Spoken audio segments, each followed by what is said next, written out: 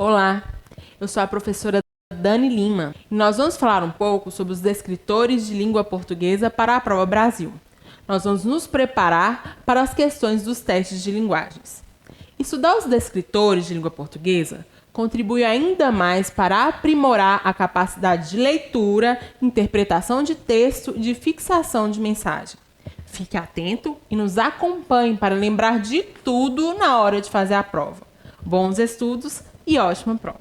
Nós vamos falar agora sobre o descritor 2. Descritor 2. Estabelecer relações entre partes de um texto, identificando repetições ou substituições que contribuem para a continuidade de um texto. O que é estabelecer? Estabelecer é determinar, é definir, é designar, estipular, indicar, demonstrar. Então, nós vamos demonstrar o quê? Nós vamos determinar o quê? As relações. O que são relações? São as ligações, as associações, as conexões.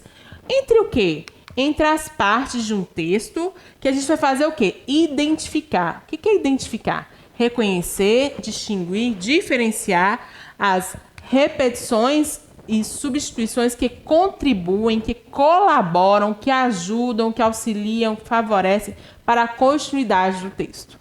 Parece, assim, complicado, mas não é. Vamos lá. Nesse descritor, a gente vai trabalhar com as partes do texto. E nós vamos estabelecer, nós vamos saber definir, determinar as relações entre as partes de um texto, o que elas têm conexão, e vamos identificar nas repetições ou nas substituições como que essas partes e essas repetições contribuem para a continuidade do texto. Porque a gente sabe que todo texto ele tem que ter uma continuidade do início ao fim. Para um texto ter sentido, você tem que começar lá do início ao fim, construir tudo assim, até chegar no final, para ele ter aquele sentido completo. E às vezes, para a gente evitar repetições, a gente faz substituições de palavras. Ou às vezes a gente repete para poder a pessoa lembrar o que foi falado lá na frente. Então, nesse descritor, a gente vai trabalhar com essas partes do texto, como que elas estão contribuindo para o texto ter um sentido do início ao fim. Quando a gente for lá nas questões, as questões vão perguntar assim: a que se relaciona essa parte do texto? Essa parte do texto tem relação com o quê? Porque se a gente pegar uma parte do texto que não tem relação com nada, ela está perdida. Então, o texto todo, uma parte tem que ter relação com outra. E esse descritor, ele vai tratar disso. Geralmente, as questões falam assim: essa palavra refere-se a, faz referência, está relacionado a quê? Então, esse descritor 2, estabelecer relações entre as partes do texto, identificando repetições ou substituições que contribuem para a continuidade do texto. Esse descritor, ele ajuda a gente até na hora de escrever. Sabe por quê? Porque a gente tem que sempre colocar na cabeça que um texto ele tem que ter um sentido do início ao fim. E que a gente tem que trabalhar esse sentido aí. E às vezes a gente vai repetir para poder a pessoa lembrar do que a gente está falando. Às vezes a gente vai repetir, mas substituindo a palavra por outra. Então, por isso que é importante a gente treinar esse descritor aí, para a gente treinar essa questão da construção do sentido do texto. E quando a gente analisa essas questões com esse descritor, a gente vai aprendendo também como construir os nossos textos, como que a gente pode repetir, como que a gente pode tirar, ficar atento para escrever melhor. Nós vamos falar agora sobre o descritor 7. Descritor 7. Identificar o conflito gerador do enredo e os elementos que constroem a narrativa. Descritor 7. Identificar o conflito gerador do enredo e os elementos que constroem a narrativa. O que é identificar? É distinguir, é ter a capacidade de reconhecer. O que eu vou reconhecer? O conflito gerador. O que é conflito? Conflito é o problema principal da história, que causou a história. Porque nós estamos falando de história, nós estamos falando de narrativa. Vamos lá. Então, se a gente está falando de narrativa, nós estamos falando de enredo também. O que é enredo? É a sequência dos principais acontecimentos e ações de uma narrativa. Então, nós vamos identificar o conflito que causou o enredo e os elementos, os componentes, as partes da narrativa. Então, esse descritor, nós estamos trabalhando com as histórias, tá? Narrativa. Nesse descritor, nós vamos ter a capacidade de reconhecer, identificar, reconhecer qual é o problema ali que gerou aquele enredo, aquela sequência da história lá, e também os elementos que compõem essa história. Então, vamos lá. Descritor 7. Identificar, saber distinguir lá o conflito, o principal problema gerador, que é causador do enredo, da sequência das ações e os elementos, as partes que constroem a narrativa. Nós vamos nos perguntar o que provocou essa história. Por que as histórias são assim? Tá tudo parado e, de repente, acontece um problema. Daí que vem a história. Porque se não tiver um conflito, não vai ter história. Então, por que esse descritor é importante? Porque a gente vai tentar voltar lá no texto, mas como que essa história aconteceu? O que provocou essa história? E uma narrativa, ela sempre vai ter lá os seus elementos, personagem, narrador, cenário, né? Narrador observador, narrador personagem. Então vai ter o tempo. Então, na narrativa, na história, a gente tem que entender o que gerou qual é o conflito, qual é o problema, por que acabou acontecendo essa história. O descritor que nós vamos ver agora é o descritor 8. Descritor 8, estabelecer relação de causa-consequência entre as partes e elementos do texto. Como assim?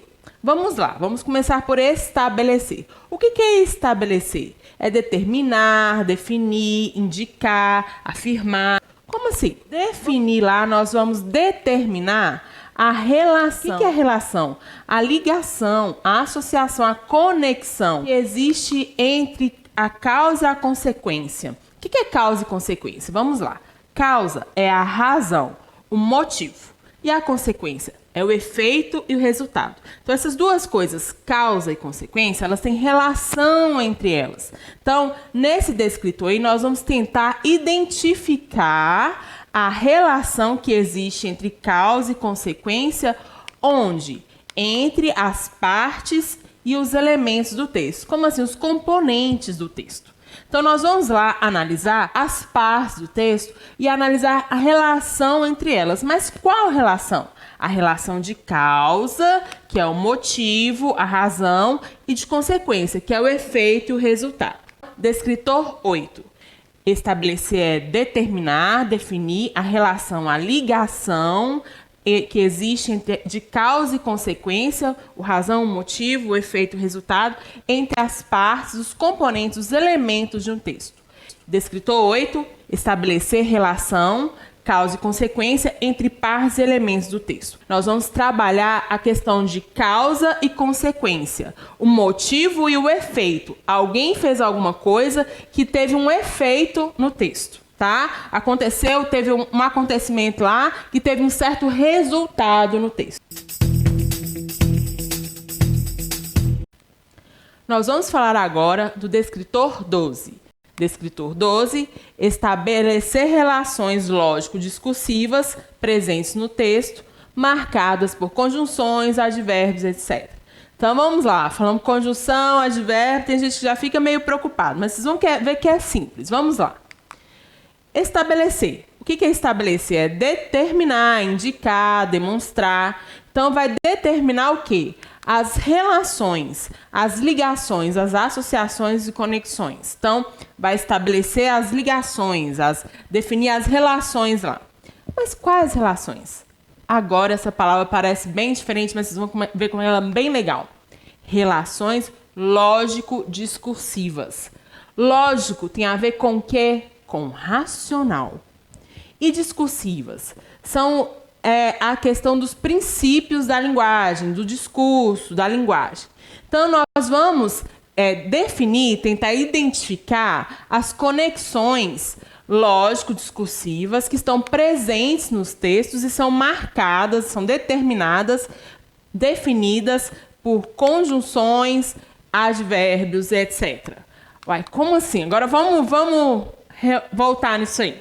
Descritor 12. Estabelecer relações lógico-discursivas presentes no texto, marcadas por conjunções, advérbios, etc. Quando a gente fala de advérbio, conjunção, parece que nós estamos falando de coisas assim que estão bem longe da gente, fora da nossa realidade. Mas são elementos textuais que trazem informações super interessantes, que enriquecem o nosso texto. E quando a gente usa a palavra lógico, a gente está falando de racional, de raciocinar. Então, quando a gente for pensar em advérbio, em locução, em conjunção, nós vamos pensar em raciocinar. A gente lembra daquela palavra gramática, não é? Que é a parte que estuda como que funciona a língua. Então, nós vamos lembrar que gramática tem a ver com raciocínio e interpretação. Nós vamos tirar da cabeça que a gente precisa decorar essas coisas. Não, a gente vai raciocinar e tentar interpretar. Por quê? Porque as palavras, elas fazem parte do texto. E o texto todo tem um sentido. E alguém raciocinou, a gente raciocina para construir o sentido do texto. Então, a gente não precisa decorar. A gente precisa entender o que o texto está falando. E a partir do que a gente entende do texto, é que a gente vai conseguir identificar a função das palavras lá no texto. Então, parece que é difícil, mas não é. É um exercício de raciocínio. Então, quando a gente pensar nesse descritor 12, estabelecer relações lógico-discursivas presentes no texto, marcadas por conjunções, advérbios, etc., nós vamos lembrar que a gramática também é raciocínio e interpretação. Eu não vou ficar preocupada em lembrar a regra. O que eu vou ficar lembrando? Nem saber a regra, às vezes eu vou saber. Eu vou ficar preocupada em voltar no texto e tentar entender lá no texto, tentar raciocinar e interpretar o texto. Então, ficamos por aqui. Nos vemos na próxima aula e até mais!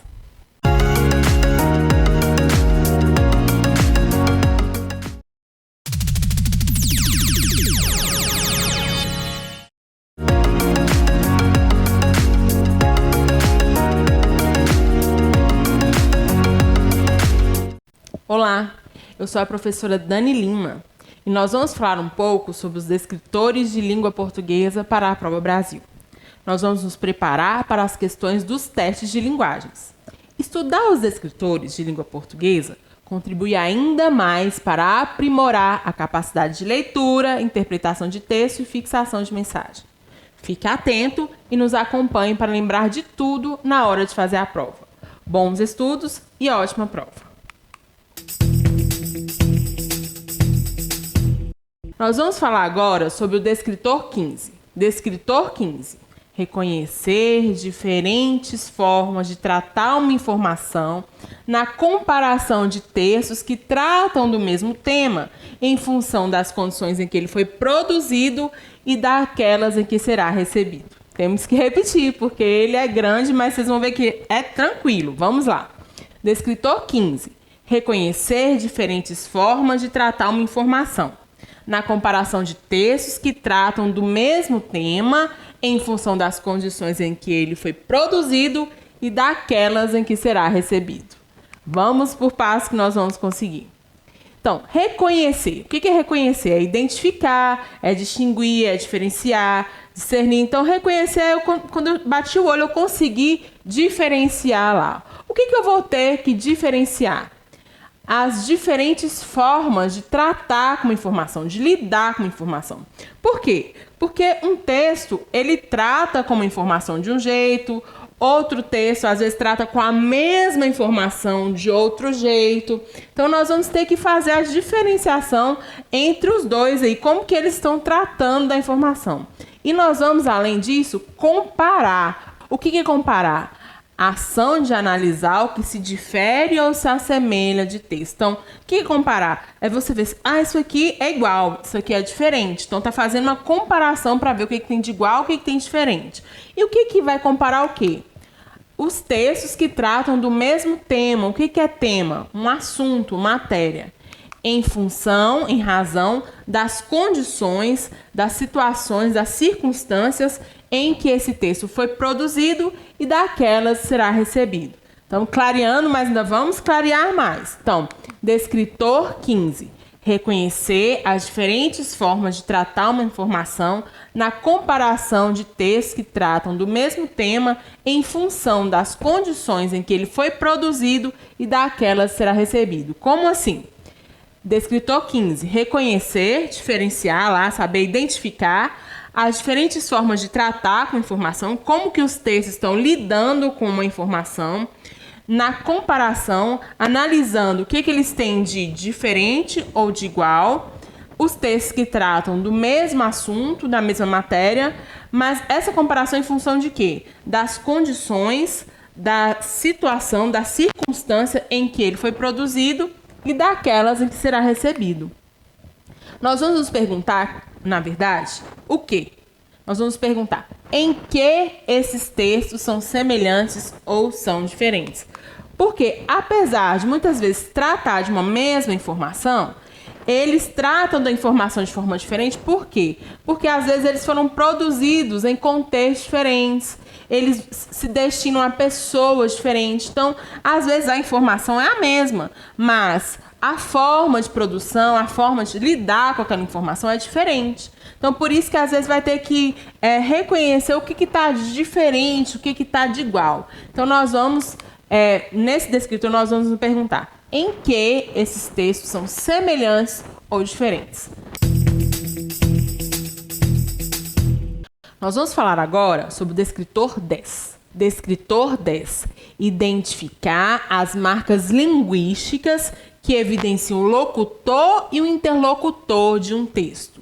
Descritor 10. Identificar as marcas linguísticas que evidenciam o locutor e o interlocutor de um texto. Vamos lá. Identificar o quê? Ter a capacidade de reconhecer. Eu vou conseguir reconhecer o quê? As marcas linguísticas. O que são as marcas linguísticas? São os sinais da língua que evidenciam. O que evidenciam? Elas destacam. Destacam quem? O locutor e o interlocutor. Quem são essas pessoas? Locutor e interlocutor. Essas pessoas são os participantes da comunicação.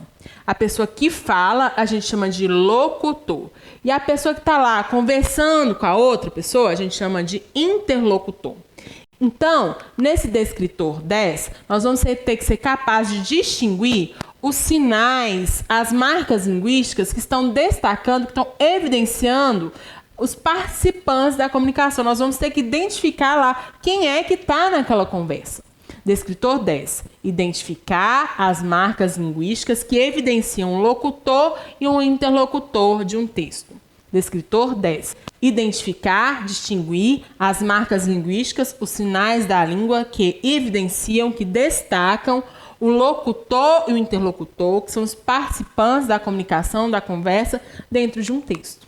Vamos lá. Descritor 10. Identificar as marcas linguísticas que evidenciam o locutor e o interlocutor de um texto. Nesse descritor, nós vamos tentar trabalhar a capacidade de identificar os interlocutores do texto. Então, nós vamos nos perguntar como que eu vou identificar os interlocutores nesse texto? Quem são os interlocutores? As pessoas que estão falando lá naquele texto. Esse descritor 10, trata de identificar as marcas linguísticas que evidenciam o locutor e o interlocutor em um texto. Então, nós vamos procurar lá os participantes do texto para a gente entender como eles estão se posicionando, se há falas ou não deles ali no texto. Descritor 13. Identificar efeitos de ironia ou humor em textos variados. Descritor 13. Identificar efeitos de ironia ou humor em textos variados. O que é identificar? É distinguir, ter a capacidade de reconhecer. Reconhecer o quê? Os efeitos, os resultados, as consequências. Quais consequências? Da ironia ou do humor nos textos. O que é ironia? Ironia é quando a gente diz uma coisa querendo dizer o oposto. Por exemplo, quando alguém fala assim, e aí, tudo bem? Aí você fala, ótimo. Olha minha cara. Eu tô bem? Eu usei a palavra ótimo. Mas eu quis dizer que eu tô ótima? Não, eu quis dizer exatamente o contrário. Eu não tô bem, mas eu usei a palavra ótimo querendo dizer o contrário. Então, Ou quando alguém fala assim, e aí, gostou da comida? Uma delícia! A pessoa gostou da comida? Não. Ela usou uma palavra positiva, que traz uma carga positiva, mas querendo dizer completamente o oposto, que não estava bom, não. Então, ironia é esse efeito. Quando eu digo uma coisa, mas o significado é o oposto daquilo que eu estou dizendo. E humor? Humor é algo engraçado, divertido, cômico.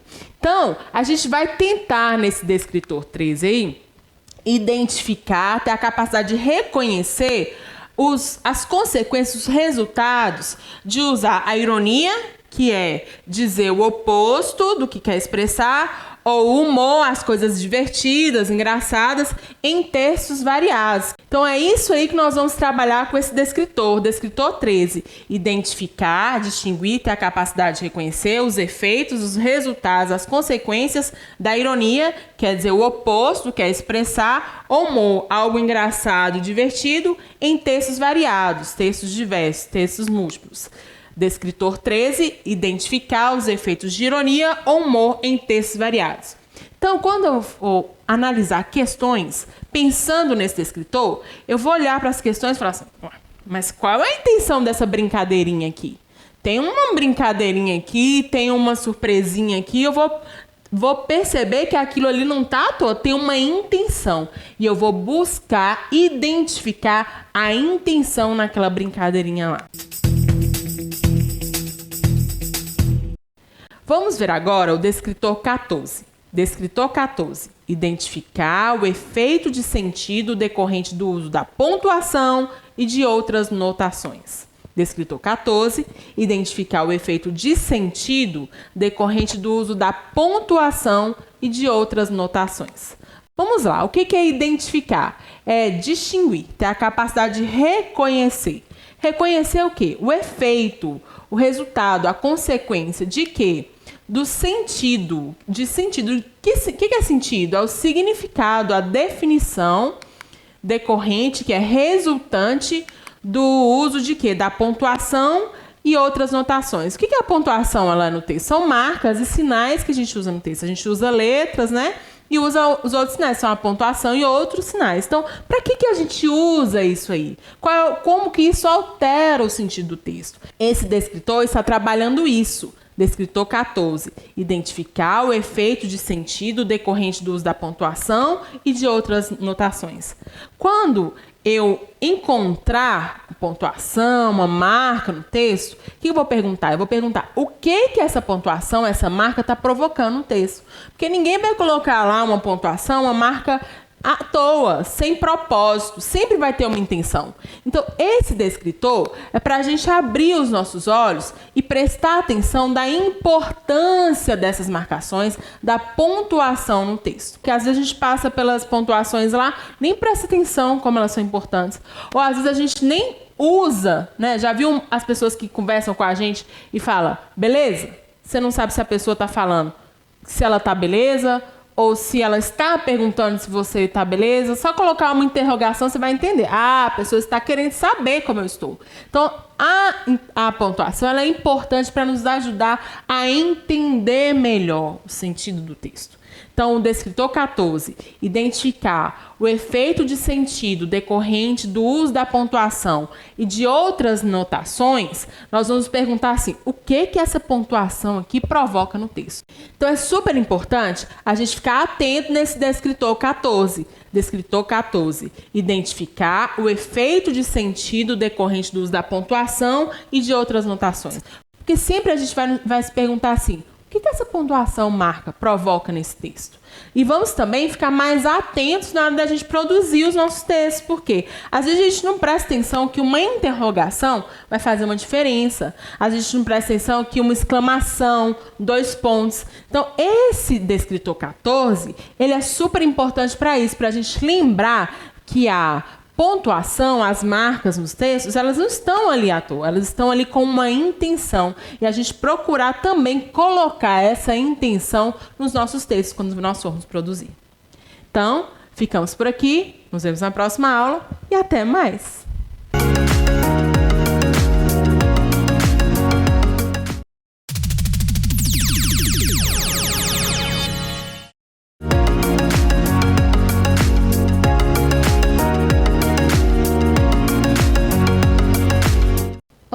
Olá, crianças, tudo bem com vocês? Eu sou a professora Fernanda Rodrigues e trabalho na Rede Municipal de Ensino de Montes Claros. Estou responsável por gravar videoaulas trabalhando a disciplina da matemática, com questões que envolvam os descritores do SAEB. Mas o que é o SAEB? Você sabe?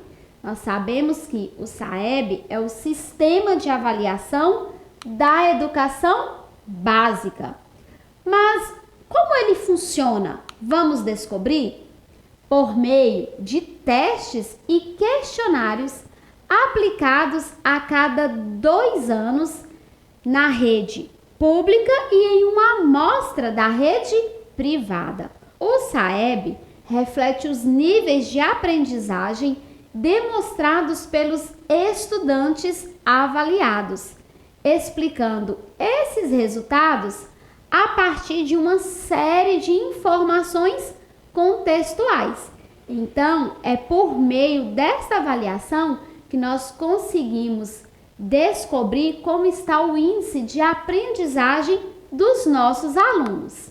O principal objetivo do SAEB é fornecer subsídios que contribuam para a universalização do acesso à educação e para a ampliação da qualidade, equidade e eficiência do ensino no Brasil. E como é a prova do SAEB? O SAEB é uma prova com questões de múltipla escolha e são aplicadas para os alunos do 5º ano e também para os alunos do 9º ano, abordando as disciplinas de língua portuguesa e também de matemática. A partir de agora, vocês terão acesso a videoaulas abordando cada um desses descritores. Na nossa disciplina de matemática, iremos trabalhar com os 28 descritores. Vocês terão acesso a 28 videoaulas com exemplos de como resolver questões abordando cada descritor. Descritor 10. Num problema, estabelecer troca entre cédulas e moedas do sistema monetário brasileiro em função de seus valores. Vamos para mais um exemplo envolvendo o descritor de número 10. Exemplo 2. Mamãe só tem moedas em sua carteira como a representada abaixo. Que moeda é esta, criança? Nós temos aí a moeda referente a 25 centavos. Usando somente moedas como esta para comprar um pacote de macarrão de R$3, mamãe precisa de, alternativa de letra A, 3 moedas, alternativa de letra B, 6 moedas, alternativa de letra C, 9 moedas ou alternativa de letra D, 12 moedas. Uma dica para vocês é utilizarmos das operações, neste caso a multiplicação, ou também a adição de parcelas iguais, mas se você ainda apresenta dificuldades em resolver situações em que envolvam a multiplicação, você pode também fazer por meio da representação utilizando os desenhos. Letra A. 3 moedas de 25 centavos. Então, 25 centavos vai repetir por 3 vezes. Somando, nós temos 25 mais 25, 50, mais 25, 75. Se for por uma multiplicação, você vai pegar 0,25 e multiplicar por 3, que vai ser igual a 75 centavos. Letra B. 6 moedas. Com 6 moedas, observem que nós já estamos aí dobrando a quantidade de moedas da questão anterior. Na questão anterior nós tínhamos 3 moedas, agora 6. Então nós estamos dobrando essa quantidade. Você pode somar 25 mais 25 mais 25 mais 25 mais 25 mais 25, que vamos encontrar o valor de R$1,50. Mas você também pode multiplicar, fazendo 0,25 vezes 6.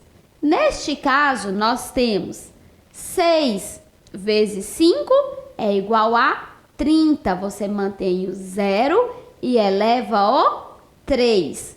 6 vezes 2, 12. Com mais 3, 15. Para utilizarmos a vírgula neste caso, você vai contar quantas casas você tem antes da vírgula. Em 0,25, você tem 2 algarismos, o 5 e o 2. Na resposta, você faz a mesma coisa. Para registrar a vírgula em 1,50, conta o 0, conta o 5 e passa a vírgula. Então, com 6 moedas, nós temos o total de 1,50. Letra C, 9 moedas. Nós vamos contar 25 9 vezes. Ou também fazermos uma multiplicação. 0,25 vezes 9. Então, nós temos 9 vezes 5 é igual a 45. Mantém o 5 e eleva o 4.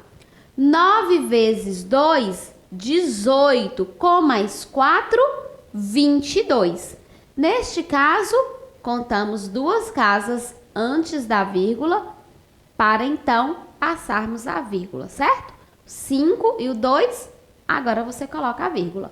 Temos o total aí de R$2,25. Próxima alternativa, nós temos aí 12 moedas de 25 centavos. Neste caso, eu representei para vocês os 25 centavos 12 vezes. Observem que nós temos aí um desenho representado em uma disposição retangular.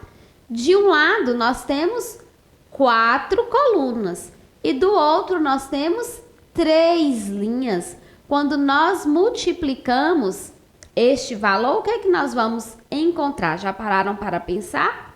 Então, vamos lá. 12 moedas, representando as 12 moedas, vezes o 0,25, você vai pegar 0,25 vezes 12. Temos uma multiplicação envolvendo 2 multiplicadores aí. 0,25 vezes 12. Começamos pelas unidades. 2 vezes 5, 10. Mantém o 0, eleva o 1. 2 vezes 2, 4. Com mais 1, 5. 2 vezes 0, 0. Fizemos a primeira multiplicação. Agora nós temos o algarismo 1 para multiplicarmos. Nós vamos agora, 1 vezes 5 é igual a 5. 1 vezes 2 é igual a 2. 1 vezes 0 é igual a 0. Lembra que eu disse para vocês sobre a vírgula? Vocês vão contar em 0,25, nós temos 2 algarismos para depois termos a vírgula. Você volta contando também. 50, 2 algarismos, passa-se a vírgula. Agora a gente vai somar. 0 mais 0, 0. 5 mais 5, 10. Mantém o 0, eleva o 1. 1 mais 0, 1. 1 mais 2, 3. 0 mais 0, 0. Encontramos aí o valor de R$3. Contou 2 casas, passa-se a vírgula. Agora nós encontramos a resposta correta. Observe só. Usando somente moedas como estas, Para comprar um pacote de macarrão de R$ 3, mamãe precisa de... Resposta correta, letra D, de 12 moedas de 25 centavos. Encerramos agora mais uma videoaula trabalhando o descritor 10. Num problema, estabelecer trocas entre cédulas e moedas do sistema monetário brasileiro em função de seus valores. Espero que vocês possam continuar assistindo às nossas videoaulas referentes aos descritores do SAEB. Até a próxima. Tchau, tchau.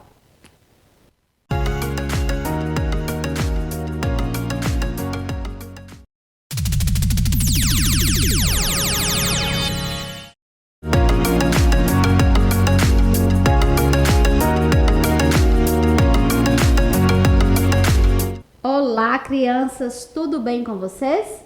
Eu sou a professora Fernanda Rodrigues e trabalho na Rede Municipal de Ensino de Montes Claros.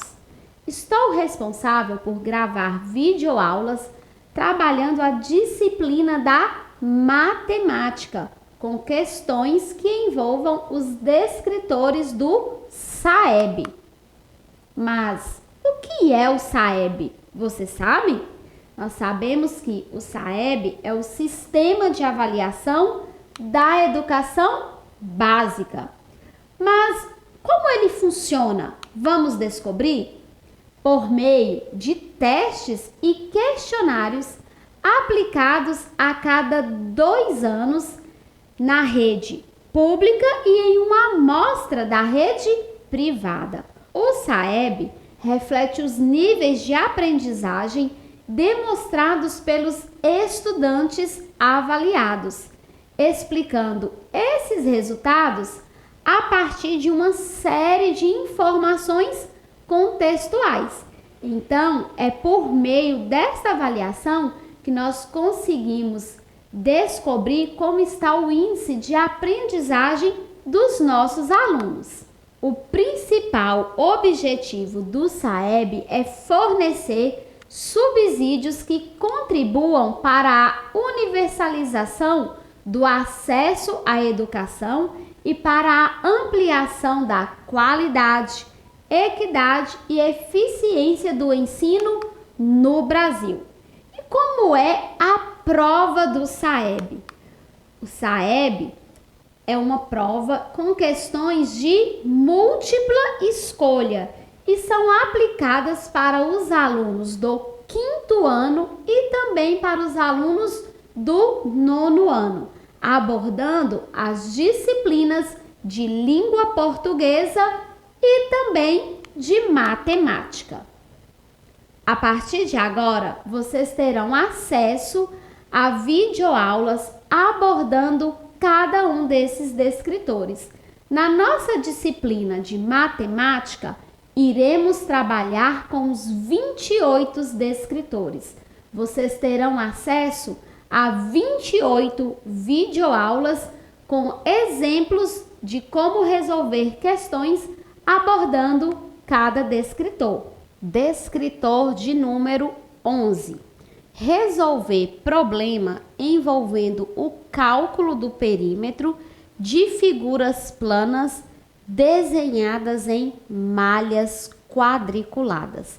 Lembrando que, quando estamos falando sobre calcular o perímetro de figuras planas, nós estamos falando do contorno dessas figuras. Então, para calcularmos perímetros, nós iremos calcular o contorno. Vejamos o exemplo de número 1. Helena, com algumas amigas, vão colocar mudinhas de flores bem coloridas em volta dos 2 canteiros que têm forma de triângulos equiláteros. Professor, o que são triângulos equiláteros? Nós sabemos que são triângulos que possuem 3 lados. Nós sabemos que o triângulo ele vai possuir o quê? 3 lados de mesma medida. Então, eles são aí triângulos equiláteros, 3 lados com a mesma medida. Se esses triângulos têm a mesma medida, fica fácil de calcularmos o perímetro. Observem.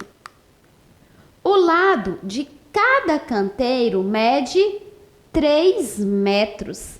A soma dos perímetros desses dois canteiros tem como medida: alternativa A, 18 metros, alternativa B, 16 metros, alternativa C, 12 metros ou alternativa D, 9 metros. Isso é o que iremos descobrir. Observem novamente o desenho dos triângulos equiláteros. O enunciado nos diz que cada lado do triângulo mede 3 metros. Crianças, utilizem o lápis de vocês, façam registros na prova para facilitar o seu raciocínio. Então, nós temos aí não só um triângulo, mas sim 2. Se cada lado equivale a 3 metros, escreva ao lado conforme a imagem mostra: 3 metros, 3 metros, 3 metros, 3 metros, 3 metros, 3 metros. O enunciado nos diz: a soma dos lados dos dois triângulos tem como medida. Então, nós precisamos somar os dois. De um lado, nós temos 3 mais 3 mais 3, que são as medidas do primeiro triângulo. E agora o segundo, mais 3 e mais 3. Então, agora a gente vai realizar a somatória. 3 mais 3, 6. Com mais 3, 9. Com mais 3, 12. Com mais 3, 15. Com mais 3, 18. Resposta correta, letra A, 18 metros. Muitas crianças, às vezes, erram questões envolvendo este descritor por, às vezes, somar somente os lados de um triângulo. Nós devemos estar atentos às informações importantes que o enunciado nos diz, como neste caso, 2 triângulos aí representavam o formato, desses 2 canteiros. Exemplo de número 2, Saresp 2007. Na figura ao lado, cada lado do quadrinho mede 1 centímetro. Então, nós temos aí 2 figuras, uma representada pela cor vermelha e a outra representada pela cor azul. A vermelha é a primeira figura, a de cor azul é a segunda. Informação importante: cada lado do quadrinho equivale a 1 centímetro. Disse no início para vocês que calcular o perímetro é somar a quantidade de lados. Qual a diferença entre os perímetros das figuras 1 e 2? Observem a importância de analisarmos o enunciado. Na primeira questão, no primeiro exemplo, vocês encontraram a somatória do perímetro dos 2 triângulos que foi mostrado. Nesta questão aqui, pede para você calcular a diferença entre os perímetros das figuras 1 e 2. Para calcularmos a diferença, primeiro a gente precisa saber qual é a medida do perímetro das 2 imagens, para assim encontrarmos a diferença. Então, aí nós vamos precisar fazermos 2 etapas. Então, na figura 1, figura de cor vermelha, vamos encontrar o perímetro. Lembrando que é só contar a quantidade de lados que a figura possui. Pega seu marca-texto, seu lápis de cor, seu lápis de escrever e vai passando por cima dos lados para que você não se perca na contagem. Então, nós temos figura 1, perímetro é igual a 1, 2, 3, 4, 5, 6, 7, 8, 9, 10, 11, 12, 13, 14, 15, 16. Observem que nós contamos 16 tracinhos aí. Então, a figura 1 tem como perímetro 16 centímetros. Nós estamos trabalhando com centímetros. Figura 2, vamos calcular o perímetro da figura 2? Vamos contar os tracinhos. 1, 2, 3, 4, 5, 6, 7, 8. A figura 2 tem como perímetro 8 centímetros. Agora que vocês encontraram o tamanho do perímetro de cada figura, você consegue encontrar a diferença entre eles. Se a figura 1 nós encontramos 16 centímetros o perímetro, nós vamos colocar o 16 menos a quantidade da segunda figura, que o perímetro foi 8. 16 menos 8. Por que menos, professora? Porque a palavra diferença, ela está associada à operação da subtração. Então, nós vamos subtrair 8 de 16. 16 menos 8 é igual a 8. Qual a diferença entre os perímetros das figuras 1 e 2? A alternativa correta é a alternativa de letra D, 8 centímetros. Resolvemos nesta videoaula exemplos de atividades que estão envolvendo o descritor de número 11.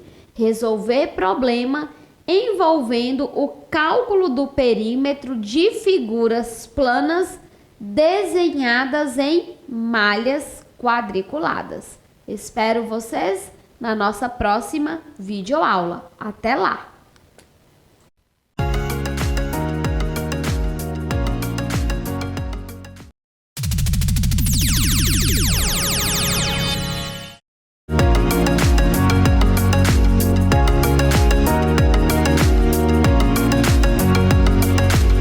Olá, crianças, tudo bem com vocês? Eu sou a professora Fernanda Rodrigues e trabalho na Rede Municipal de Ensino de Montes Claros. Estou responsável por gravar videoaulas trabalhando a disciplina da matemática, com questões que envolvam os descritores do SAEB. Mas o que é o SAEB? Você sabe? Nós sabemos que o SAEB é o Sistema de Avaliação da Educação Básica. Mas como ele funciona? Vamos descobrir?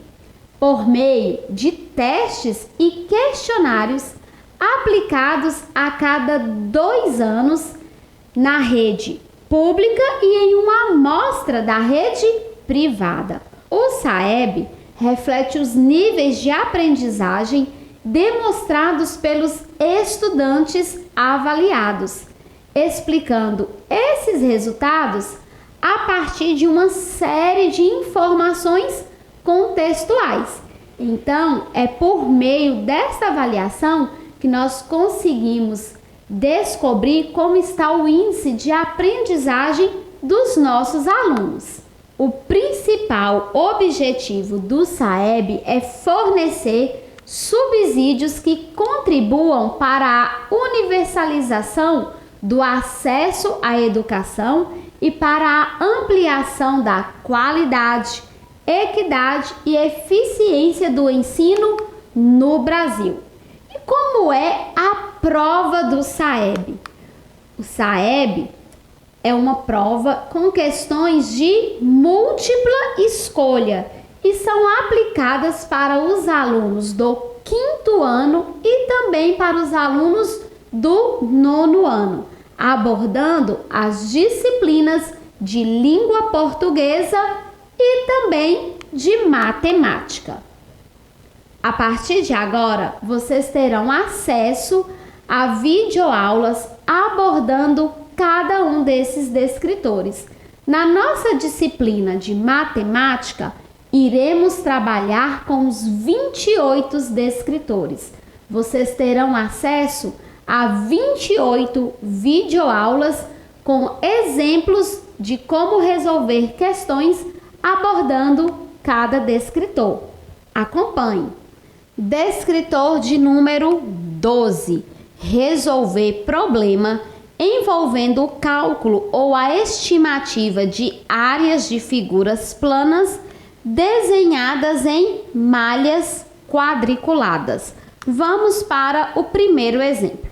Na malha quadriculada abaixo está representada a horta que Maria plantou no quintal de sua casa.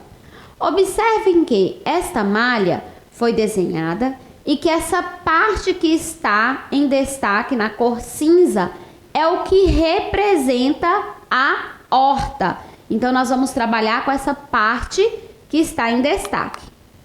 Considerando-se que cada quadrado mede 1 metro quadrado, qual é a área da horta de Maria?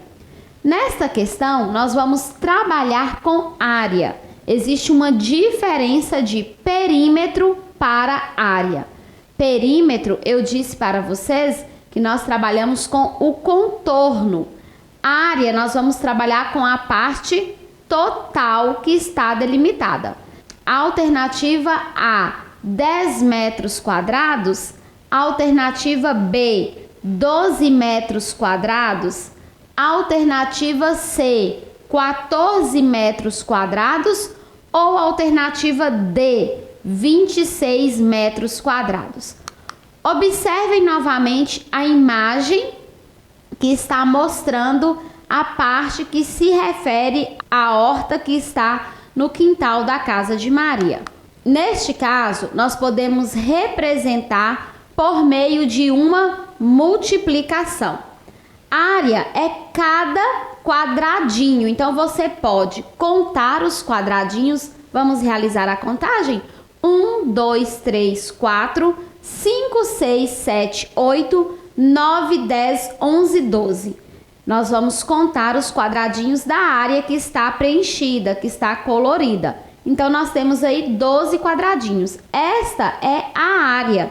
Mas você pode também realizar uma multiplicação, porque nós temos aí linha vezes coluna.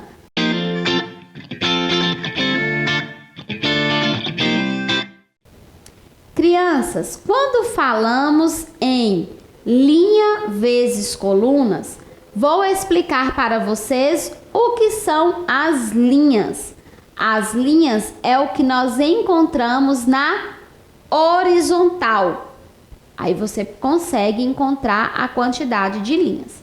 E as colunas, elas estão sempre na vertical. Então, linhas horizontal, colunas na posição vertical.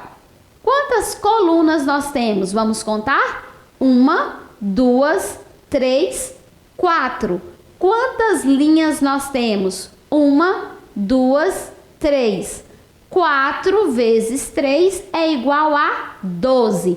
Então, para calcularmos a área, você pode contar 1 a 1 todos os quadrinhos preenchidos, ou você pode fazer a multiplicação, porque neste caso nós temos uma disposição retangular.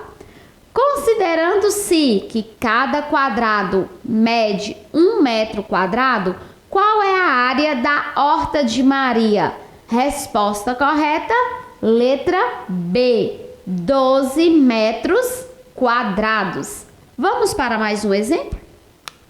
Exemplo de número 2. O piso da sala de Paulo está sendo coberto com cerâmica quadrada e já foram colocadas 14 lajotas. Quantos pisos faltam ser colocados? Observem este desenho. Aqui ele está incompleto, está faltando aí quadrinhos porque representam a quantidade de lajotas que estão faltando. Neste caso, eu vou mostrar para vocês estratégias que podemos utilizarmos para resolvermos uma questão como esta. A primeira, você pode completar o desenho. Você vai fazer o desenho, os tracinhos aí, para deixar a figura completa.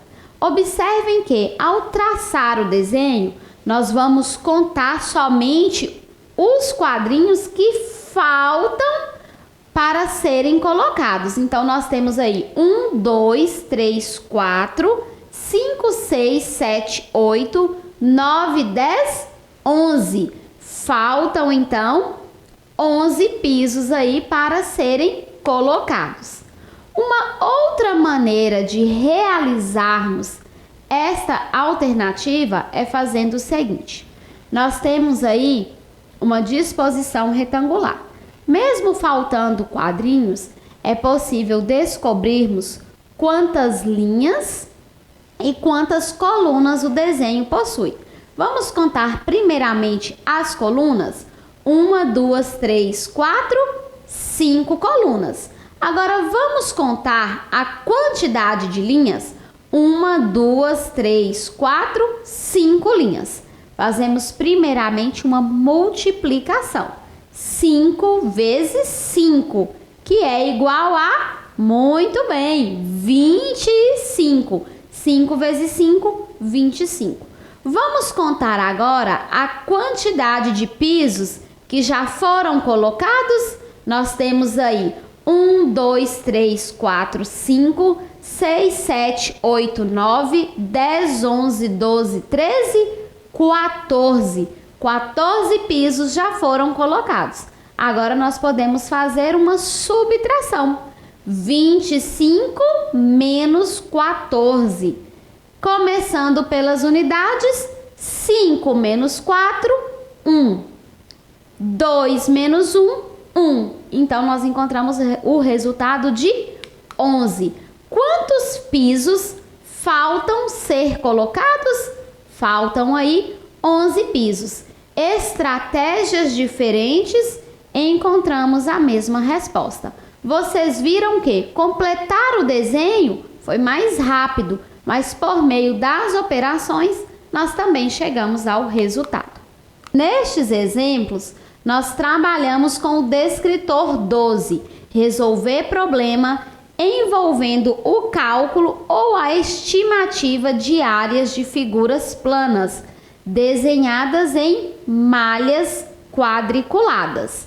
Crianças, continue acessando as nossas videoaulas, assistam, levem informações para a sala, discutam com os professores e colegas. Até o nosso próximo encontro. Tchau, tchau!